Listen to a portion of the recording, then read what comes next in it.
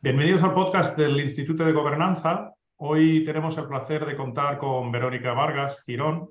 Es ingeniera por la Escuela Superior de Ingenieros de Sevilla. Se ha formado en otras grandes instituciones como la London Business School, INSEAD y el École Centrale de París. Perdonad mi mala pronunciación. Ha hecho carrera en banca de inversión, en Société Générale, empezando como analista y culminando su carrera como directora. Además, Verónica es consejera de la empresa líder en bebidas espirituosas Premium, Pernod Ricard, que tiene presencia en 170 países y un equipo de nada menos que 18.500 personas. Bienvenida, Verónica. Hola, buenas tardes, Bill. Buenas tardes, Eva. Muchísimas gracias por invitarme a estar aquí hoy con vosotros. Bueno, pues nada, estamos encantados de tenerte aquí con nosotros un ratito. Como te estaba contando antes, pues siempre gusta conocer un poco la persona detrás del ejecutivo o detrás de la consejera. Entonces, he pensado que podríamos empezar diciendo pues, que nos cuentes un poco de cómo te ha ayudado tu formación como ingeniera y tu origen andaluza, ¿no? Porque siendo de Andalucía, seguramente que te ha marcado. Pues sí, yo diría que bueno, mi formación como ingeniera, sobre todo, o sea, los años en la escuela de ingenieros me enseñaron a ser resiliente, a trabajar duro y a tener mucha paciencia. Después, eso que dicen, ¿no?, de los ingenieros, que los ingenieros tenemos mucha capacidad para analizar y resolver problemas, ¿no? Pues no sé si me viene de ahí, de mi experiencia en ingeniería o no, o luego de hecho de mi experiencia en banca, pero sin duda es algo que me encanta hacer y lo disfruto muchísimo. En cuanto a mi origen andaluz, yo diría que a mí me gusta pensar que los andaluces somos gente acogedores, que somos muy abiertos y que tenemos mucha empatía. Y también que somos gente muy directa. Y eso, cada uno tiene su estilo, efectivamente, luego en la vida, pero a mí personalmente me ha ayudado mucho. Y después hay una cosa que no menciono mucho, pero que realmente últimamente lo pienso muchísimo porque tengo dos hijos de 10 y 11 años. Yo tuve la oportunidad, al vivir en Andalucía, de crecer en el mundo del caballo. Mis padres tenían un club hípico y muy pronto, desde muy temprana edad, yo montaba a caballo, como la mayoría de los andaluces. Pero con esto de que mis padres tenían un club hípico, a los 8 años más o menos yo empecé a concursar. Entonces, con eso empecé a formar parte, digamos, del equipo familiar para sacar adelante ese club hípico, ¿no? Entonces, obviamente, yo y mi hermano, tenía dos hermanas, pero eran más pequeñas, pero yo y mi hermano, que más o menos de la misma edad, teníamos que dar el ejemplo, ¿no? Entonces, si queríamos concursar, había que montar cada día, con frío, con calor, con los 40 y pico de grados que solemos tener en Sevilla, daba igual lo que pasara, había que montar y había que entrenar. Tuve la suerte luego también de formar parte del equipo español, de la selección española, y conseguir ir al Campeonato de Europa de salto de ponis con 16 años. Esa experiencia que a lo mejor yo no he valorado tanto hasta ahora, que tengo niños que empiezan a tener una edad a lo mejor un poquito más complicada, ¿no?, la preadolescencia y tal, y me doy cuenta ahora de lo importante que esa experiencia fue para mí, el estar enfocada, el haber pasado una adolescencia aprendiendo el hecho de que en realidad sin sacrificio no hay recompensa, básicamente. Y ahora cuando me doy cuenta, pues estoy todo el día queriendo que mis hijos se den cuenta de eso, ¿no? Entonces eso es otra yo diría, de las suertes que yo he tenido de haber crecido en Sevilla. Oye, madre mía, me encanta escucharte porque es que has tocado una cantidad de temas interesantísimos. Has hablado del ejemplo, eres ingeniera, hoy en día tenemos un déficit de mujeres en carreras científico-tecnológicas y doblemente agradecidos por tener una consejera que además tiene esa carrera que le sustenta de ingeniera, porque nos viene fenomenal, ¿no?, para visibilizarte y compartir, ¿no?, esa necesidad que tenemos de que más jóvenes estudien carreras de ciencias y en concreto que haya más niñas que tengan ejemplos visibles como el tuyo, ¿no? Para ver distintas profesiones y cómo pueden contribuir a las sociedades de distintas profesiones. Has hablado también del ejemplo, ¿no? De la vinculación a la empresa familiar desde pequeña, de esa disciplina. Y yo te quería preguntar cómo has compatibilizado, ¿no? Tu trabajo, ya cuando llegas al consejo, tú has sido ejecutiva y llegas a consejera, ¿no? Y son roles distintos, diferentes, que probablemente facilitan el uno al otro y viceversa, pero sí que me gustaría que nos explicaras un poco cómo te ha mejorado el ser ejecutiva, la posición de consejera y si has tenido que cambiar el gorro o disciplinarte a ti misma, sabiendo qué funciones tocaban en un órgano o en otro y si has tenido resistencias internas. A ver, yo diría que sí, cuando yo empecé en el Consejo de Pernod Ricard, al principio fue duro, pero, y luego podemos hablar un poquito más del tema de cambiar el gorro o no según las responsabilidades, pero yo diría que principalmente el problema era el tiempo. Yo era madre de 2 bebés, básicamente todavía, vivía en Londres, trabajaba en Londres en banca, que son muchísimas horas, y pues 8 veces al año teníamos consejos de Pernod Ricard. Entonces, obviamente, la semana de antes más o menos es cuando ya tenemos un montón de documentos que leer y todo eso. Que es verdad que con el tiempo y los años uno aprende a leer y se lee más rápido y más fácilmente. Pero al principio pues pasaba muchas horas y después ya sabemos todos que la ley de Murphy no falla.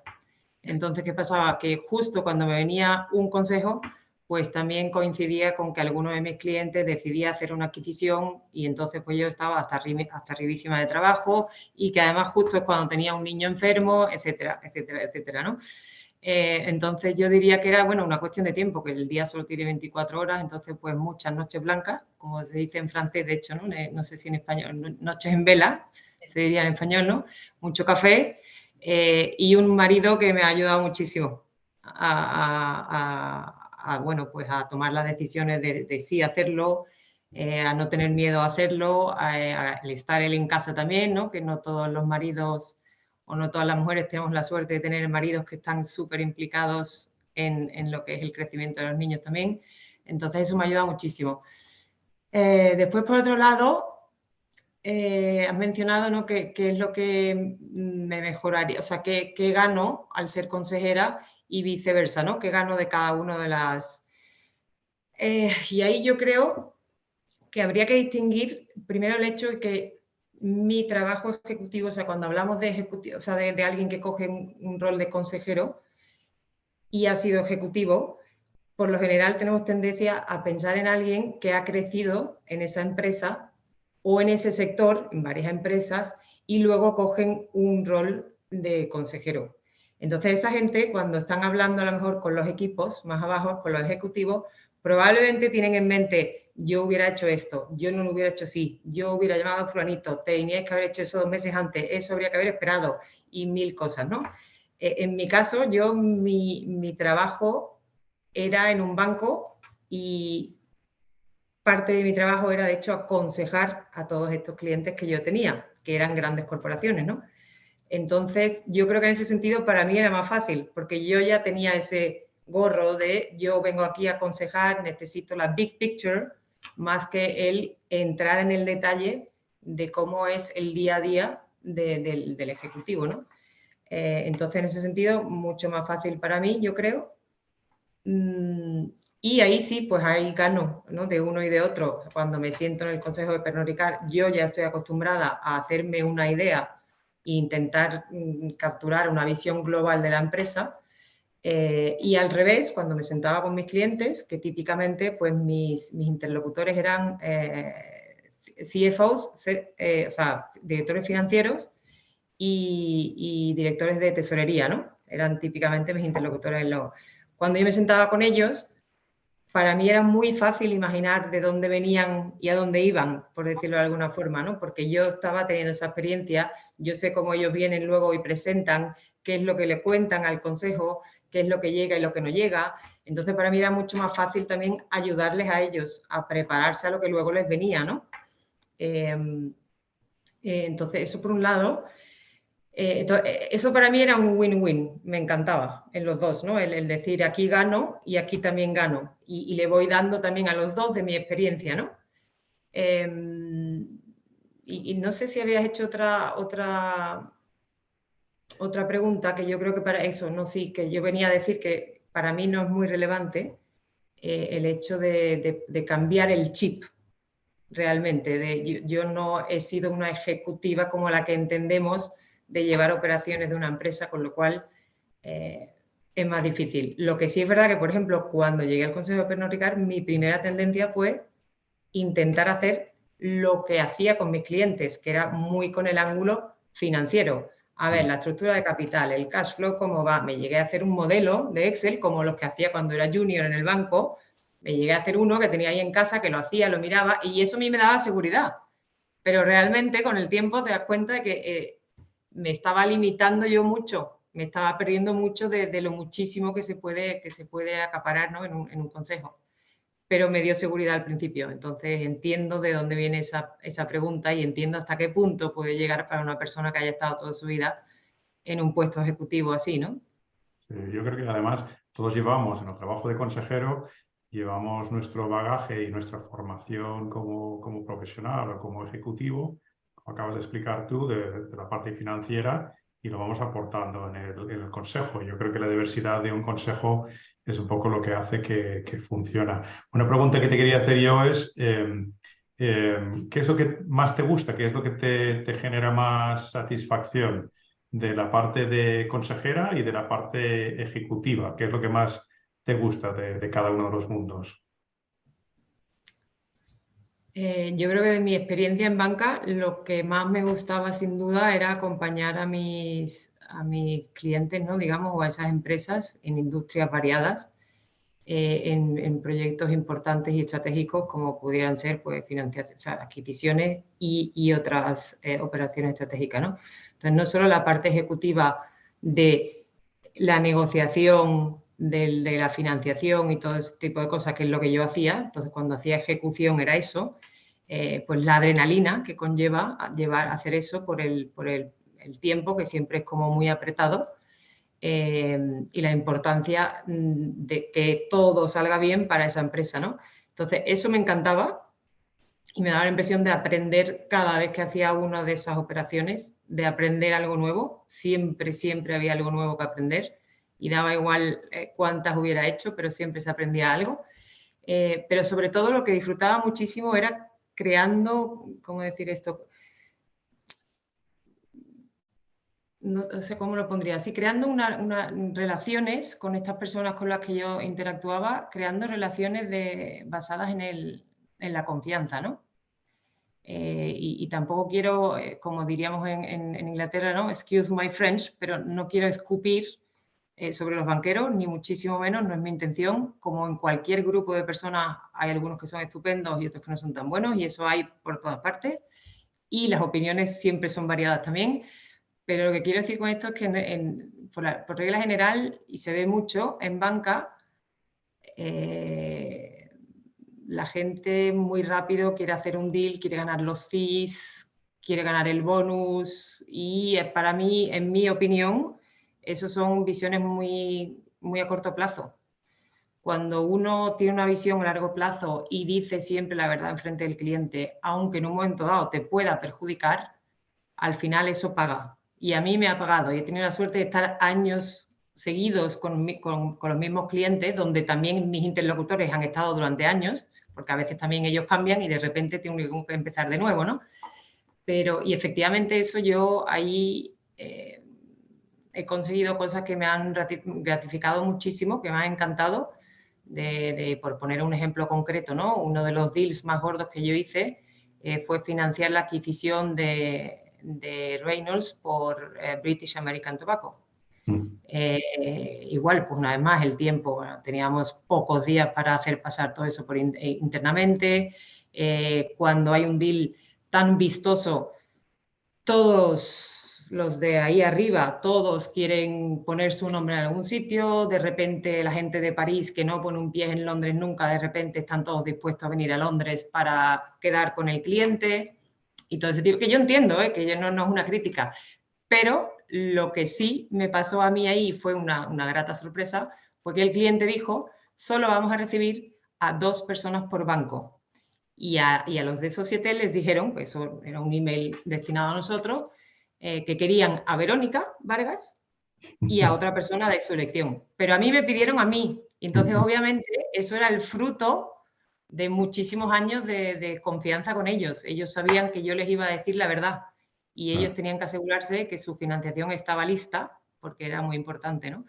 Entonces, bueno, me estoy desviando un poquito, pero es una forma de explicaros cómo yo he disfrutado de mi trabajo y cómo considero que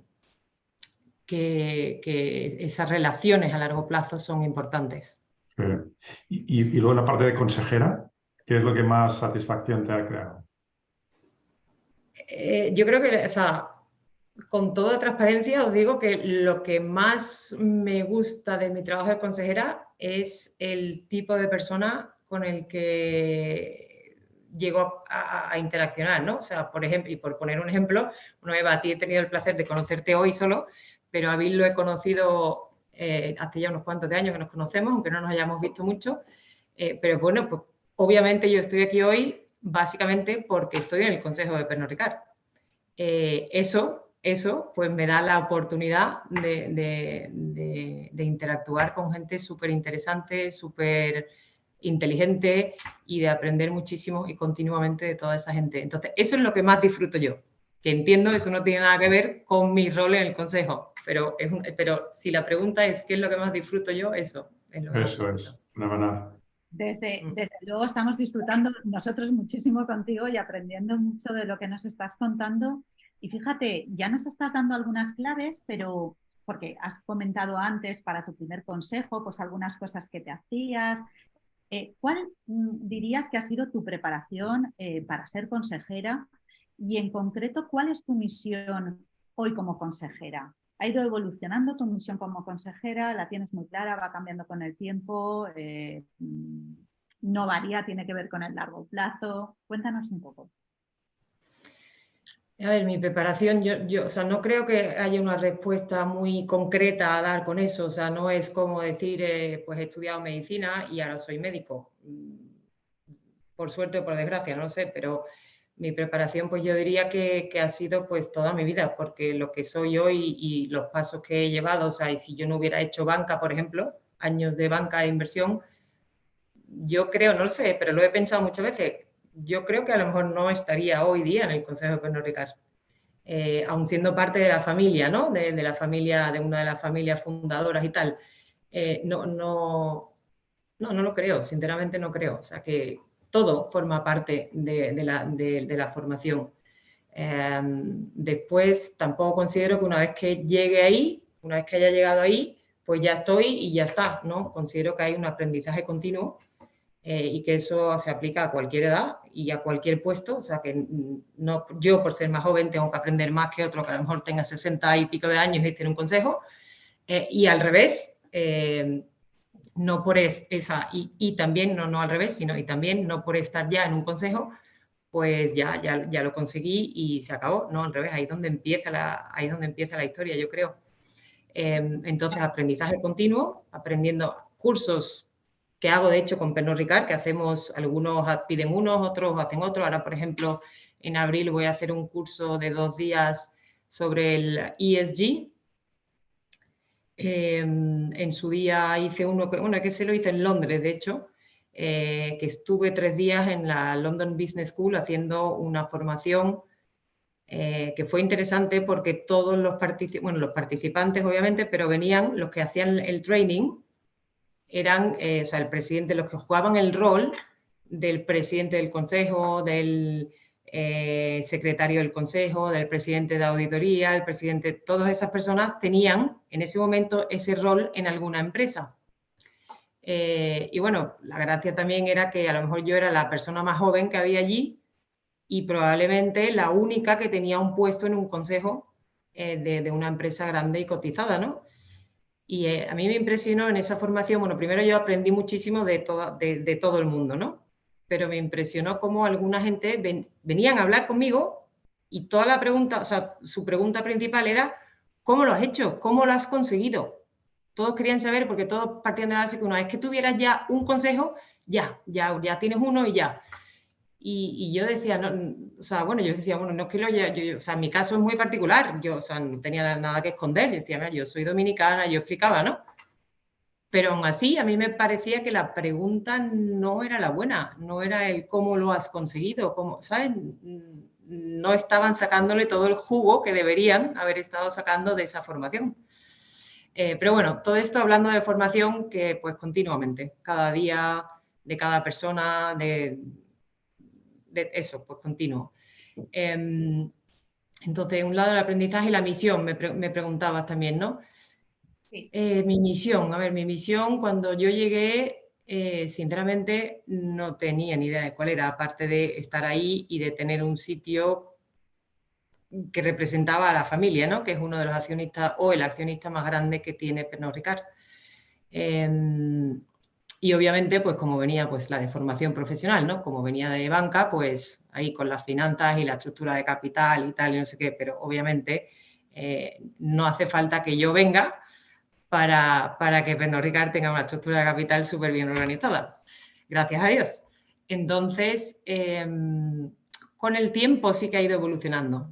Yo no sé si mi misión, a ojos de los demás, pero desde luego a mis ojos sí, ha ido evolucionando. He ido sintiéndome cada vez más a gusto, he ido entendiendo las diferencias que puede haber, por ejemplo, entre un dominicano y un no dominicano. Yo considero que el dominicano, pues aparte de que pueda cambiar con el tiempo, efectivamente, pero está aquí a largo plazo. De hecho, probablemente esperando estar ahí para siempre. Y de hecho generaciones que vengan detrás. El no dominicano, pues hay quien tiene, sí, visión a largo plazo, hay otros que tienen menos, hay unos que tienen que se les ve muy claramente que a lo mejor pues tienen una second agenda, hay otros que los ves que realmente no, tienen los que tienen problemillas de ego, los que no, un poco como todo, pues hay un poco de todo. Y eso es la diversidad también, ¿no? Pero en mi caso, yo empecé a estar más a gusto cuando empecé efectivamente a entender por mí misma cuál era mi rol ahí, ¿no? Y mi rol ahí yo lo considero no solo el supervisar, digamos, o vigilar, ¿no? Como dicen, lo que hacen en Pernod Ricard y tal, o como accionista, pero yo creo que mi obsesión es que todo el mundo tenga en todo momento en mente todos los actores, o sea, desde los accionistas, por supuesto, los trabajadores, los proveedores, que son muy importantes para nosotros y en momentos como el COVID y la guerra y todos los problemas que hay ahora mismo actualmente, pues lo vemos, y la sociedad, ¿no? Entonces, esa es mi obsesión, el tener un largo plazo y el tomar las decisiones correctas teniendo en cuenta todos estos actores que hay alrededor de la mesa.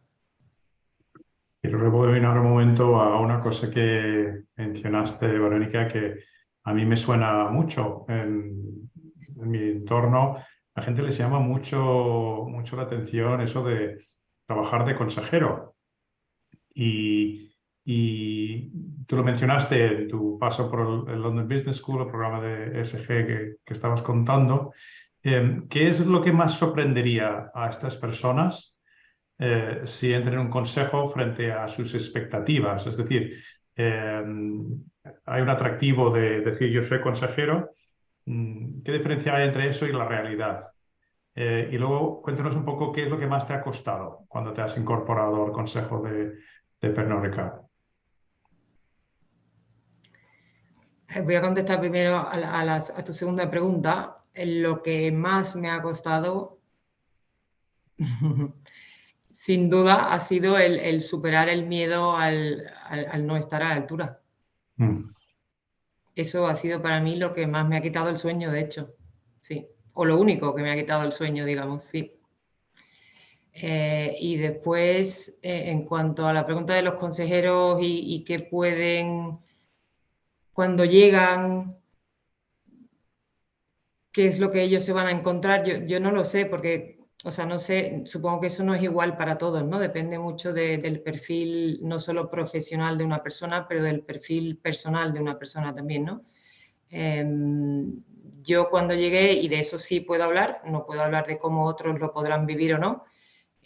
Lo que sí sé es que cuando yo llegué, mis primeros 2 o 3 primeros meetings, estaba alucinada de la preparación que había, de la profesionalidad que había, de los perfiles que había alrededor de la mesa, ¿no? Y de repente como que, ¡pum!, back to reality, me sentí súper pequeñita y sinceramente yo decía, ¿pero qué hago yo aquí? Bueno, pues eso, una vez más, pues hay que luchar, hay que pelear, hay que estudiar más que otros, y así lo hice. Me puse, aprovechaba cada vez que podía para hablar con gente de Pernod Ricard, no solo el board, porque el board pues son gente, pero con los ejecutivos, ¿no? Tenemos la suerte también de, por ser dominicana, pero todos los otros consejeros también lo tienen. Lo que pasa es que yo llevo toda mi vida, pues de alguna forma unida a esta empresa, intentando aprender mucho de ellos. O sea, pues yo vivía en Londres, pues el CEO de Chivas, que es una de las filiales que tenemos en Londres, y el CEO de Reino Unido, que es otra de las filiales, Mercado, que tenemos en Londres, pues cada vez que podía los veía. Ellos también estaban ocupados, o sea, no era una cosa de nos vemos cada 2 días, obviamente, pero cada vez que podía los veía. Algún día que me cogía de vacaciones en el banco para ir a echar el día con ellos a la oficina. Y ellos se tomaban la molestia también de preparar presentaciones, de presentarme a los equipos, yo podía hablar con ellos. Todo eso a mí me ha ayudado mucho, porque me ha ayudado mucho también a darme cuenta de que no me hace falta saberlo todo, que no todo el mundo sabe todo. Entonces, eso a mí me ha ayudado mucho. Y bueno, eso no sé cómo otras personas lo vivirán, el llegar por primera vez a un consejo así, de este tamaño, o de esta categoría, ¿no? Pero no sé, el consejo que yo les daría a ellos o a esas personas, que también yo, ese curso que mencionaba yo antes, yo lo hice en mi primer año de consejera en Pernod Ricard. Si hiciera eso ahora, 8 años después, pues creo que sin problema ninguno y sin complejo les diría, no os preocupéis por eso, preocuparos por aprender aquí de toda esta gente, hablar con esta gente que ya tiene experiencia en eso. Y no es cómo has llegado ahí, es cómo lo haces, qué haces, no sé, para mí esas preguntas son mucho más importantes que el cómo has llegado ahí. Que entiendo en mi caso es mucho más fácil, mucho más fácil pues que una persona a lo mejor que no tenga la oportunidad de llegar a un consejo como este por ser miembro de la familia. Dentro de, como diría mi marido, no te quites mérito, dentro de todos los miembros que hay en mi familia, pues yo fui escogida, ¿no? Así que, pues nada, pero eso entiendo que es diferente. Cada caso es muy diferente. Justamente, y por lo que estás contándonos, ¿qué has aprendido sobre la sucesión en las empresas familiares y la clave de éxito, Verónica? Sobre eso que he aprendido, bueno, aparte de haber visto lo que ha pasado en el seno de mi familia, ¿no? Y de nuestra empresa, y ya no hablo solo de Pernod Ricard, porque Pernod Ricard, por mucho que seamos el accionista mayoritario, no somos los dueños de Pernod Ricard. Hay otros muchos inversores que son dueños a la vez que nosotros. Pero en la holding familiar, donde sí, todos somos familiares, sí lo he visto muy de cerca. Y con toda transparencia yo diría, estamos ahora mismo, las riendas de todo esto las tienen la tercera generación. Entonces, hasta ahora todo ha ido muy bien. A ver cómo esta tercera generación nos pasa las riendas a la cuarta, que sería, yo formo parte de la cuarta, ¿no?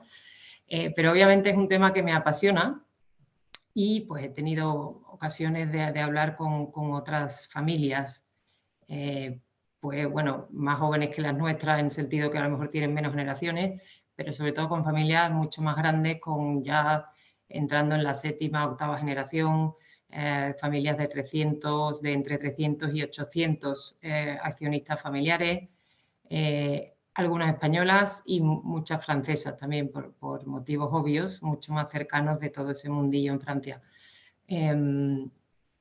Y bueno, la clave yo creo que está... Hay muchos... Yo creo, no creo que haya una vía, cada uno elige la suya, y los hay va desde un extremo, desde los familiares no ponen un dedo en el negocio, hasta implicamos totalmente a los familiares, los animamos a unirse al negocio, les enseñamos desde jóvenes y tal. Entonces yo creo que la clave está en que efectivamente todo ese accionariado familiar, donde hay muchas, digamos, emociones también a la hora de tomar decisiones, y eso lo hace todo mucho más difícil, pero la clave está en que todo el mundo esté contento, teniendo en cuenta de que siempre va a haber alguien que no esté contento, y eso pasa una vez más en todas partes. Incluso en una familia de 4, yo decido lo que hay de cenar y seguro que hay alguien que no le apetece eso. O sea que siempre hay alguien descontento, pero hay que intentar que la gran mayoría esté contenta con la estrategia y el curso y los valores de la empresa. Y dentro del entorno, en tu experiencia, dentro del entorno de la empresa familiar, ¿qué aporta un no familiar? Es decir, no sé si lo llevamos consejero independiente, no dominical, no sé, pero los no familiares en ese entorno, ¿qué aportan y qué limitaciones tienen? Pues mira, la cosa es que nosotros, por ejemplo, en nuestro caso, en lo que es la holding familiar, no tenemos en los órganos, digamos, de gobernanza, no tenemos ningún no familiar. Obviamente en la parte ejecutiva sí que hay no familiares, pero pues igual, pues no votan, no tal, son más ejecutivos realmente, propiamente dicho. Con lo cual, en este seno, o sea, en este ejemplo no podría decirte. En la parte de Pernod Ricard es un poco distinto, porque como ya hemos dicho, Pernod Ricard no es nuestra y no somos ahí un montón de familiares y tenemos unos cuantos externos, ¿no? Pero por conversaciones que he podido tener con gente que efectivamente sí tiene ese tipo de estructura, que me interesa muchísimo, de hecho, yo, por ejemplo, soy una de las personas de mi familia que lleva ya años diciendo no estaría nada mal traernos aquí yo no estoy diciendo que pongamos todo el consejo de externos, ¿no? Pero tener, y a una persona solo, pobrecita esa persona que venga, o sea, allí solo entre todas esas emociones, y, o sea, no, tampoco puede ser, ¿no? Pero, oye, pues una cosa un poco proporcional, pues si somos 8, tener a 2 de fuera, si somos 12, pues tener a lo mejor a 3, o algo, porque yo creo que aportarían, para empezar, ese ángulo, o sea, en cualquier problema o no, o decisión, o esa frialdad de poder pensar sin las emociones que puede haber entre ramas familiares, ¿no? Entonces, eso es clave y creo que es fácil que lo aporten. Limitaciones, pues precisamente esas, el no tener el contexto del por qué esas emociones, que muchas veces pues viene de generación en generación y son historias que remontan a hace un montón de años, y que por contarles en una horita o media hora en un café por qué uno se lleva bien y el otro no se lleva mal con este, y por qué fulanito y tal, y por qué mi bisabuelo tuvo un hijo preferido o el otro no sé cuánto, imposible que entiendan. Hace falta años para entender eso. Verónica, ¿cómo os ayudan en una situación actual de tanta incertidumbre y con un contexto geopolítico tan difícil, ¿no? Tan complejo, o incluso en el pasado durante la pandemia, ¿cómo dirías que os han ayudado a vosotros los sistemas y el tener un buen sistema de gobernanza? Mira, yo diría que durante la pandemia, que eso también pues, fue una suerte estar en un consejo así durante un periodo como el de la pandemia, ¿no? En el que efectivamente yo creo que ahí no solo yo, pero todos nosotros aprendimos muchísimo.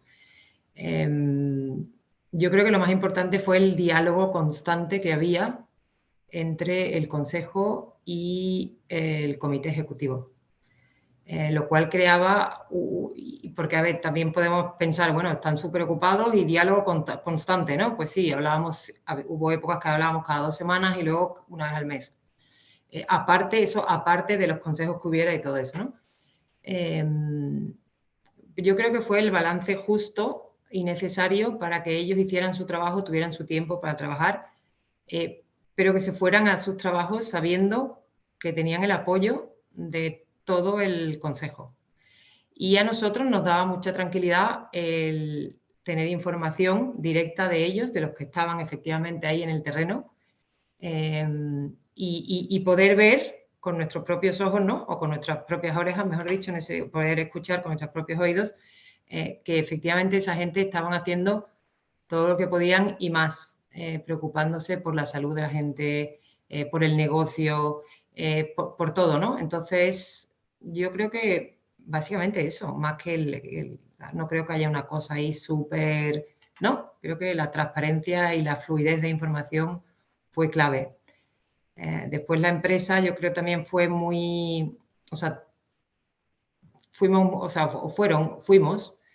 muy reactivos. Enseguida reaccionamos a lo que estaba pasando y ya entro más un poquito en el campo financiero, ¿no? En el asegurarnos, que es lo que preocupaba, yo diría, al principio a muchísimas empresas, ¿no? Si los mercados de repente se cerraban, cómo financiarse o refinanciar, en fin, era una incertidumbre muy, muy grande que había en ese momento.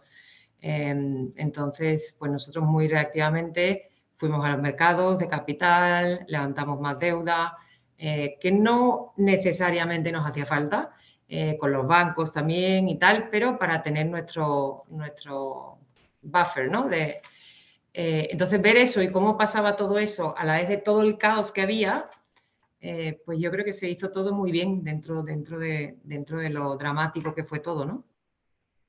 Bueno, estamos encantados contigo, Verónica, y quiero terminar con una última pregunta.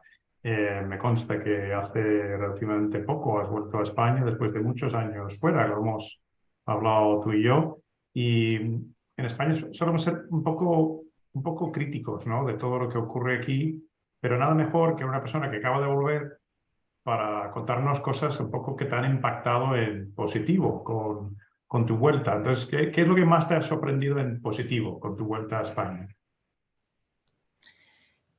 Mira, yo diría, porque, o sea, teniendo en cuenta que mi vuelta a España no es, digamos, por motivos profesionales. Quiero decir que lo que yo profesionalmente estoy haciendo ahora mismo lo podría haber seguido haciendo desde Londres, o incluso profesionalmente me vendría incluso mejor mudarme a París. El motivo de mi vuelta a España ha sido porque me gustaría que mis hijos tuvieran raíces ibéricas. Y digo ibéricas porque mi marido es portugués. Entonces, sí, ellos han crecido en Inglaterra. Con un poco de suerte, el inglés lo tienen perfecto para el resto de sus vidas. Y ahora se trata de venir aquí y que creen raíces aquí y que cojan esos valores que a nosotros nos encanta de los españoles, ¿no? Entonces, poniendo eso en contexto, cuando yo vuelvo aquí, pues no voy a contestar diciendo, pues tal, las empresas profesionales, tal. No, mi respuesta creo que es mucho más simple y humana, y yo diría que es el acordarme, porque ya lo sabía, obviamente, pero el ver la capacidad que tenemos los españoles, ¿no? De afrontar situaciones difíciles, de no perder nuestro buen humor y de siempre tener ganas de vivir, ¿no? La resiliencia, básicamente, ¿no? Que tenemos los españoles. Entonces, al volver a verlo aquí cada día y a todos los niveles, porque eso hablo a lo mejor pues, de gente, de amigos míos, hasta de una persona, yo desayuno aquí todos los días en el mismo bar, pues ya me conozco la vida del señor que me pone todas las mañanas mi mollete y mi café. Pues efectivamente, igual, todo el mundo tiene 1000 problemas, pero ahí están todos los días con su sonrisa y con ganas de vivir. Y eso me encanta. Qué bien, pues nada, un placer charlar contigo hoy, Verónica, y estoy seguro que todo el mundo habrá disfrutado de escucharte. Muchísimas gracias. Muchas gracias, Muy, de verdad. Un lujo tenerte y saber que estás ya más cerca. Muchísimas gracias a vosotros por todo y por darme esta oportunidad.